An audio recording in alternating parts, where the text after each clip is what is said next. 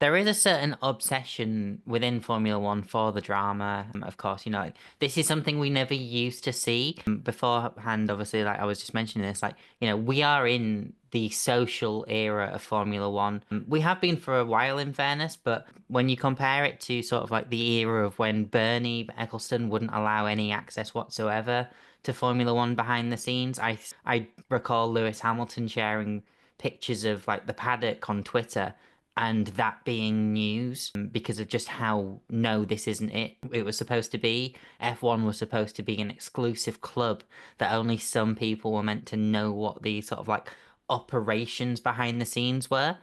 Does Drive to Survive give us that behind the scenes look properly? But also, all of us here have watched a lot of Formula One throughout the years.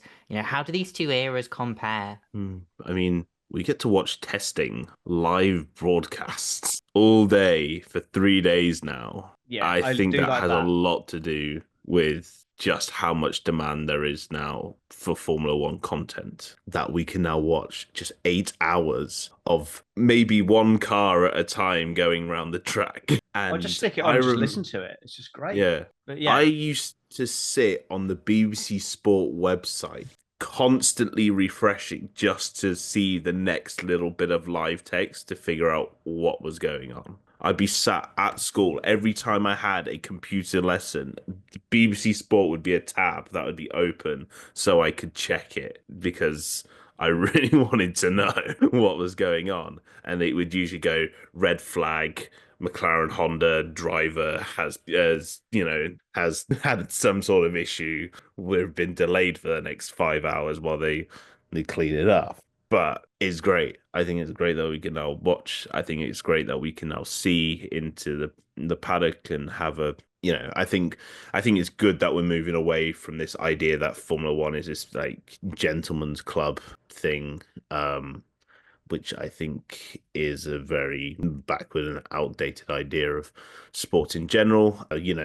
You want sports to grow and to, audiences to get more involved, and it'd be weird. And I think we're seeing them more in other sports. I mean, it's not just a Formula One thing. I mean, we had all these documentaries coming out at a similar time of, especially like Premier League clubs. We've had those all or nothing documentaries done about Arsenal, Manchester City, and Tottenham giving access to the locker rooms, and we've had I think MotoGP have their own version of it now. I know F1 Academy, they've got a Netflix documentary coming out some point, probably similar time to when Drive to Survive's coming out.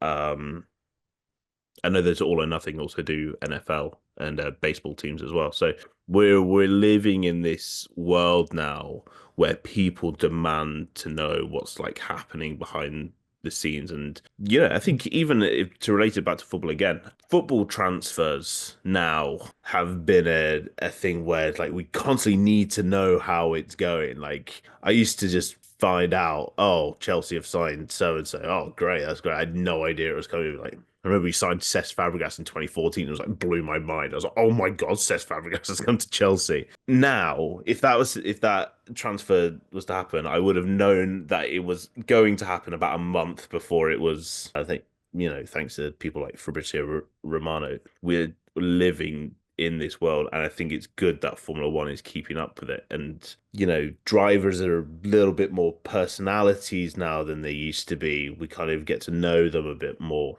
and teams share a lot. And I think it's good. I think it's good for engagement. I think it's good because it's, as I said, we're living in a world where that is demanded. I think Bernie did try it, didn't he? He has his ITV digital, wasn't it? I think he plowed loads of money into that and lost it all because it just absolutely flopped because the world wasn't quite ready for that yet. So then after that, he was just like, no, anything beyond network television, he's just not interested in. So like the Sky deal was what lost a lot of eyeballs on Formula One because putting it behind a paywall was just, yeah, you get a ton more money, but the eyeballs are massively reduced. And then the popularity of the sport, it just hemorrhages viewers for years.